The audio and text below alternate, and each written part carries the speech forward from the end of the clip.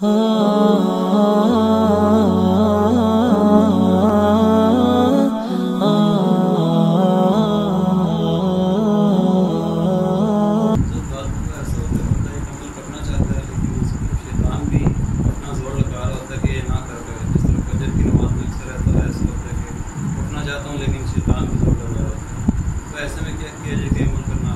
کے لیے پہلے بیڈ پہ نہ سوئے، گدے پہ نہ سوئے،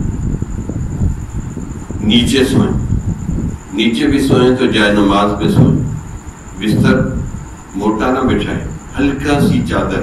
ایک دفعہ حضور صلی اللہ علیہ وسلم کے نیچے کسی اہلیہ صاحبہ نے ایک حضرت سنگل سی چادر پہ سوتے، اس کے 4 گنا اس کو کر دیا۔ حضور نے کہا آپ نے ایسا کیوں کیا؟ صبح اٹھنے میں مجھے مشکل پیش آ رہی، تو سنگل سی چادر جائے نماز پہ سوتے، ہم نے تو جائے نماز رکھا اس پہ سوتے، جائے نماز پہ سوئیں، نیچے زمین پہ سوئیں، جائے نماز پہ سوئیں، اور استغفار کر کے سوئیں، باوضو کر کے سوئیں، اور اپنے آپ کو اللہ کے حوالے کر لیں کہ یا اللہ پہلے بھی آپ نے ہی نماز پڑھائی، اب بھی تو ہی پڑھا، اب تو پڑھا دے۔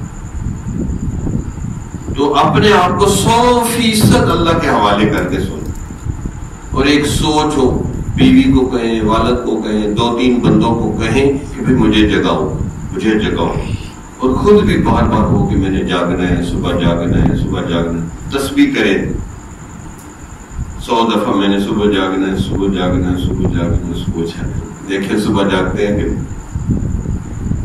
تو کوئی طریقہ سلیقہ سیکھیں نا۔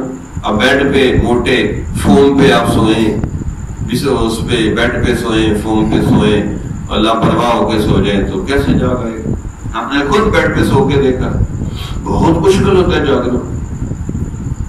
تو سنگل سے جائے نماز پہ سوئیں، زمین پہ سوئیں، اور یہ سوچیں یہ زمین پہ سویا ہوں، 2 فٹ نیچے میں نے قبر میں بھی جانا ہے، تو پھر آسان ہو جائے گا۔ بڑھ سے اترنا، پھر زمین پہ آنا، پھر زمین سے آگے نیچے جانا مشکل ہو جائے گا۔ تو آپ ایسا کر کے دیکھیں چند دن، تو انشاءاللہ اللہ تعالیٰ فجر کی توفیق دے دے۔ لیکن رات کو جلدی اور سوئیں، 10 بجے کم از کم 11 یا 12، بس اس سے اوپر نہیں جا سکتے۔